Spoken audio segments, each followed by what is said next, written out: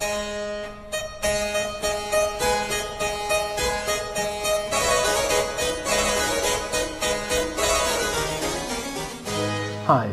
my name is Richard Swatton and I've been an astrologer for over 2/3 of my lifetime. And welcome to this review of the sun signs. My intention, however, is to try and get beneath the signs, within them, look at the structural processes operating. Because the signs of the zodiac are more than a list of correspondences or character associations or particular forms of behaviour.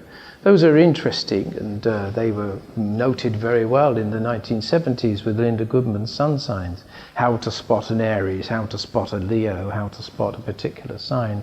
Certain characteristics are indeed entertaining.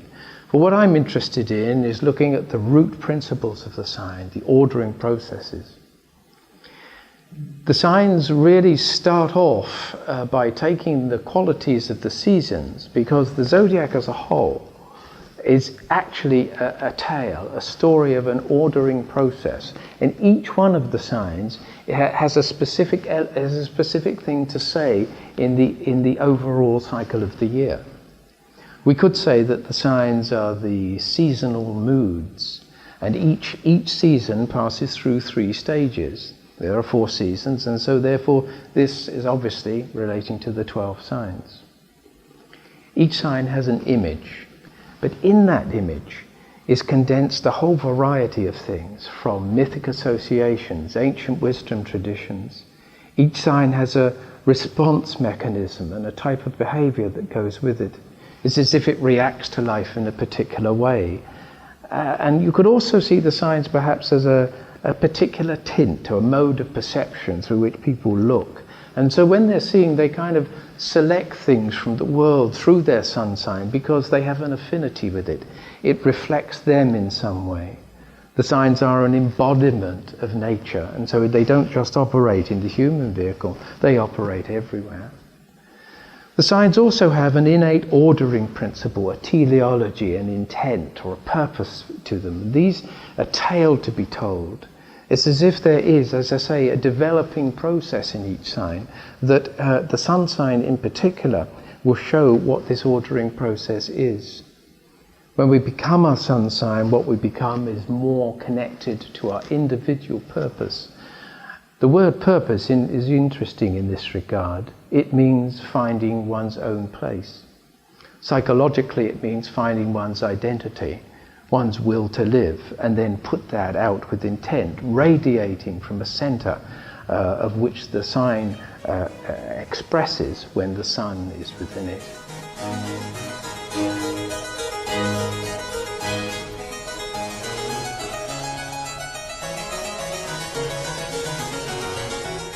The symbol of the sun is quite obvious, really. It's the central planet. Astrologers call the sun and the moon and all of the other planets, just for convenience.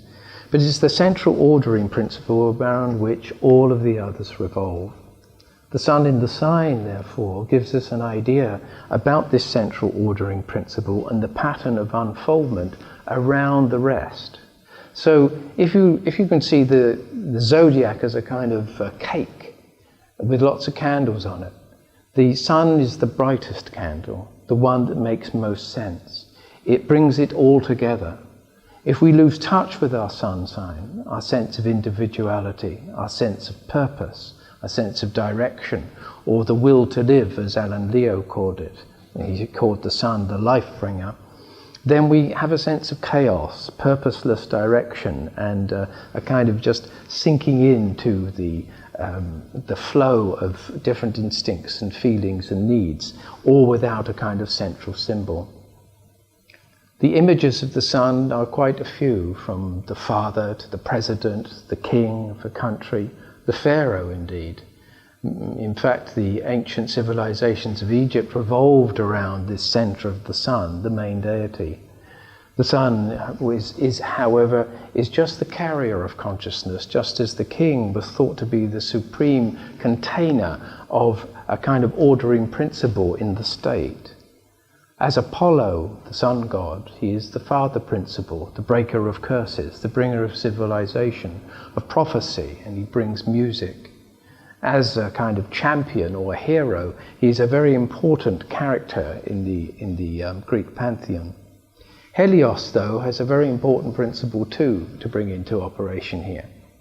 Helios is just the carrier of the sun.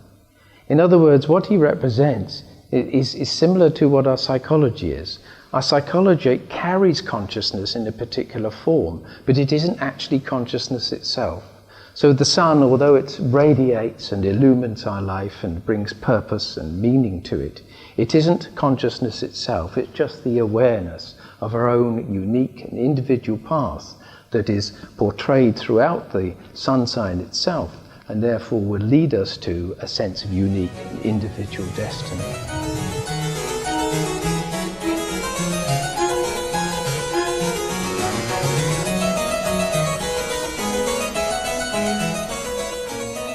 We reach the sign of Sagittarius, the third of the fire signs. It's the ninth sign of the zodiac, and by this time we've had the impulse of spring to start life off. In Leo, we've had the fire of individual significance, or the finding of individual significance in the hero's quest. But now in Sagittarius, the search is much wider, much broader, more significant. It is the search for cosmic significance. What's the meaning of the whole world? Not the individual person, but what is the meaning of the whole lot? That's what Sagittarius seeks to find out. Now, whether this is in various forms of behaviour like opulence or over-energy, or a kind of a sense of overindulgence or over-opinionation, which is so common to the sign of Sagittarius when it's out of control, there's this sense of largesse, of wanting to move beyond itself. So Sagittarius, whose bottom half is the horse and the top half is the archer, who releases the arrow into the heavens and follows it or looks to where it might go, is in a way the sign of hope and faith that there is something in the future. Because Sagittarius has just followed the sign of Scorpio, which is the sign of death. This is the last season, the last phase of the season of autumn. And Sagittarius seems to have this kind of knowledge that up and coming is the dark winter. It's lived through death, and it's as if it asks itself somewhere deep within that, well, I'm still alive. Death has come to form.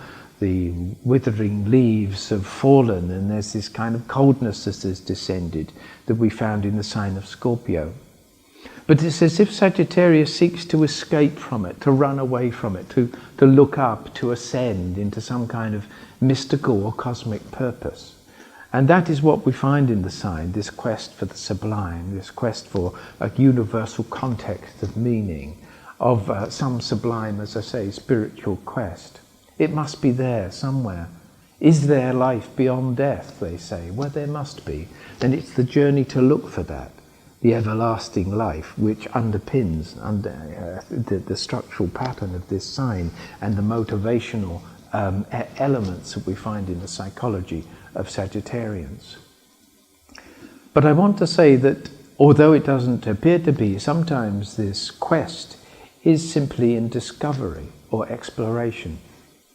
Sometimes you get some Sagittarians going on the ashram trail, the ever seeking a kind of larger philosophy of life, or it may be intellectual in universities.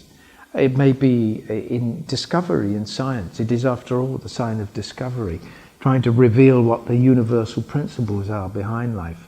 The same as a religious context seeks to ascend to a higher order of being in order to find a meaning in the context of the whole.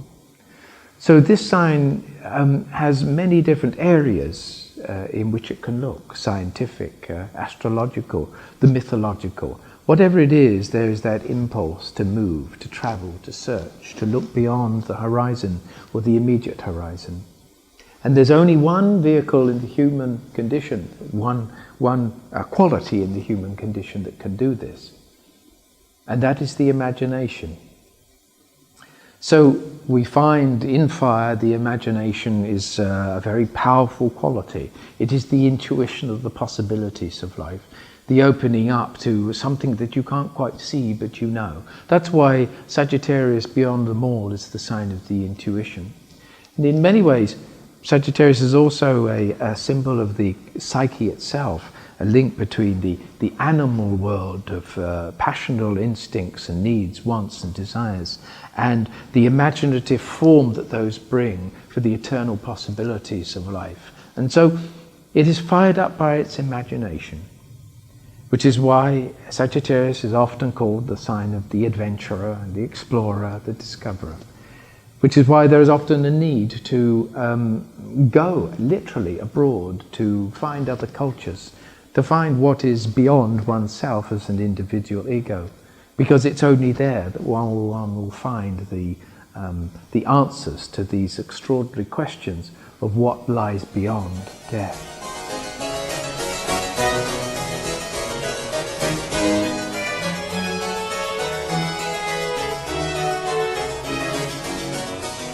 The question that Sagittarians will have to answer for themselves is how to find a balance between the groundedness of a physical body and the soaring imagination. And this animal figure, the Centaur, is a very interesting character because although there are two forms of the Centaur, one are the civilized Centaurs and one are the uncivilized ones. They're the wild group, following almost the animal instincts. But the civilized Centaurs are those ruled by Chiron, who brought the healing arts to mankind, who had a civilizing agent and was the teacher of Asclepios, god of healing in the Greek pantheon. So this difficulty of finding out where they're going to explore is, as I say, the main question in the sign. How are you going to balance body and mind? How are you going to balance animal instinct, passion, and the soul, or the quest for the divine? Some Sagittarians choose the lower path, and so therefore these are the ones that are expressing their opinions dogmatically, the need to be right, the self-importance and the fluffed upness, the inflated sense of superiority that some Sagittarians can bring to life, because once they've found the answers, these are the answers for all mankind, and why shouldn't they say. This is a rather negative quality in the sign, and it can lead to, as I say, an overinflated sense of self-importance, just like Leo can, but this is filled with a kind of a divine mission of some kind, and so therefore it's very difficult to unsettle. One of the worst elements of it is the sense of fundamentalism, that things can only go this way, that I am right because God tells me I'm right in a way. So that's that half. Now the other half, the mental realm, the realm of the imagination and the visionary, the intuitive vision, that can also go a bit wrong, because there is a sense in which the defenses, the psychological defenses of the sign of Sagittarius need to come into play here. And I'm grateful for Liz Green in her Barriers and Boundaries, a great book about the defensive characteristics of each sign, comes into play. She points out that it can get rather manic. In other words, for Sagittarians, because fire needs to have a sense of meaning in things, it's looking for, I say, the greater behind the appearances of life. Everything, if they're not careful, can start to have a meaning. They're looking for signs and omens. Everything is a kind of divinatory message from beyond. And if this is taken too far, the person can get completely out of their body, completely out of touch with life, and never really be in the here and now. Because sometimes the pleasure of a manic escape, of the movement forward into a higher visional purpose, can take the ego way, way beyond itself. can take it flying up the mountain, exploring things, only to realize when it's reached that great height that there's also quite a distance to fall should they come down from that rocky mountain. It's the sign of flight, it's the sign of exploration, it's the sign which pushes the limits. I'm also grateful to Liz Green for a rather humorous connection to this sign of Sagittarius. Well, one of their fears is being closed down to future possibilities.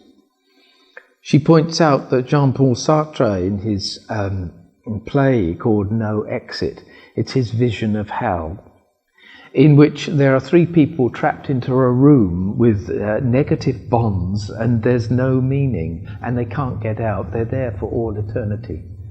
This vision of hell is rather like being linked to the chains of the earth. No escape route possible, not even in the imagination. And so this is his vision, literally, of hell, of being embodied, of being chained, of being tied to the earth. And so this split in the sign is always playing itself out. And a balance, like most of the signs, between the two forces within them need to be addressed. This is the structural ordering process of the life wave within this sign, to find a balance between bodily pleasure and romantic or the adventurous spirit of the mind.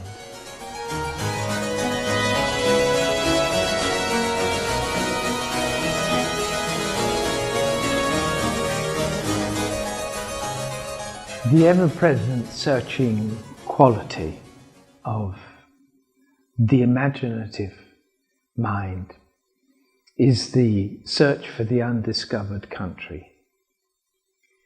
This is another way of putting the same thing. But as a cosmic ideal, what we have here is the idea that life should always be progressive. Sometimes you get a bit of ruthlessness in this sign too, as if, as I say, the grandiosity of the vision can override the practical ability, even of people, to do so. It can get rather over-robust, over-opinionated, self-conceit. There can even be a delusion in what one is seeing. In extreme form, this can even move over to a kind of schizophrenic or a kind of split in the personality, where ideas of reference and of self-importance can overtake things. There are signs coming from everywhere. There's meaning in everything. It isn't just somebody hasn't just spilt their coffee over you. This is something of cosmic significance. But the positive thing is that what Sagittarius is always looking at is, where is the cup half full? Is it half empty or half full? In the despondent Sagittarius, it's always half empty, because they're not feeling fulfilled.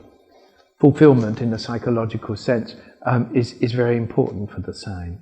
And it needs to be linked to, as I say, this sense of cosmic process. It's doing something for the larger forces.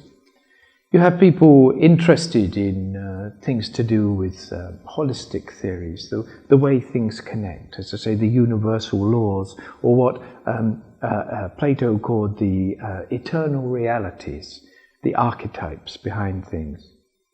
By the way, Jean-Paul Sartre had a Sagittarian ascendant.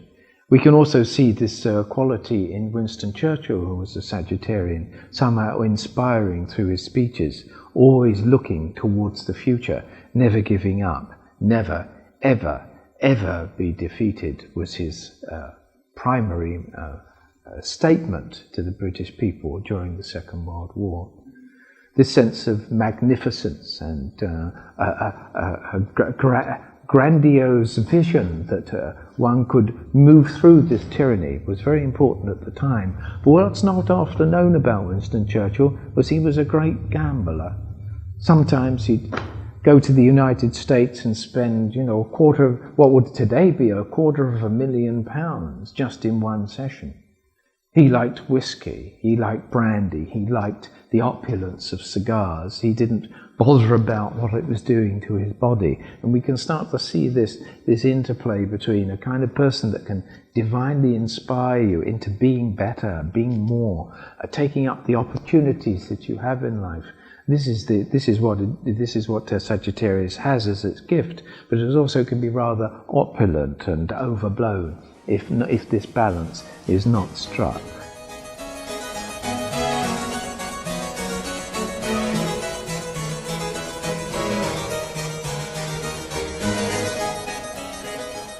Before we move on to the conclusion, there's a couple of other things I'd like to say about the sign, which will be more detailed in the text accompanying these videos.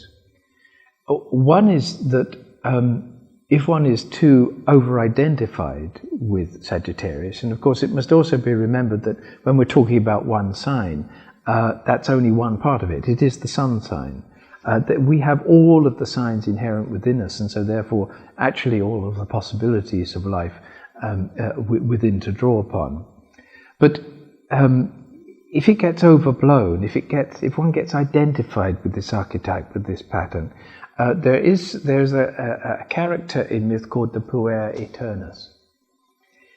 The puer, which means the youth or forever youthful, is a person that doesn't ever want to be committed to any one thing. We saw this as being trapped in the room with no exit, when Sagittarius gets locked into something and the doors are closed, that's when he begins to panic. That's when the mania starts to happen and the person can split off into their imaginal world as opposed to being here.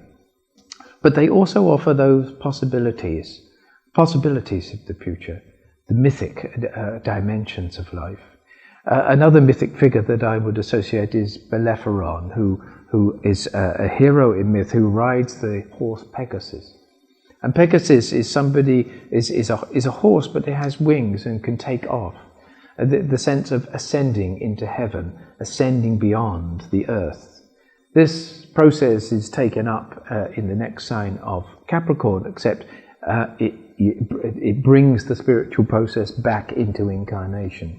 Pegasus takes off until, however, Bellerophon gets, let's say, too big for his boots. The sense of personality inflation takes him too far, and like Icarus, who had wings, flew towards the sun, flying too much towards the source without recognition that eventually the horse must land, brings a kind of fall from grace. The puer aeternus also goes into one relationship after another, never really quite committing to it, because there is a fear that the freedom within the life will be somehow limited and curtailed, and when that's done, life is like a kind of living hell or death. But these figures also point to the spirit of life. And so, in conclusion, I think the life lesson of Sagittarius is, say one way or another, however they say it, negative or positively, their life represents this principle, to always be open to new possibilities. What's beyond the horizon? What can you dream up? What's in the heavens? What's in the stars? What does life have to bring to you and you to it?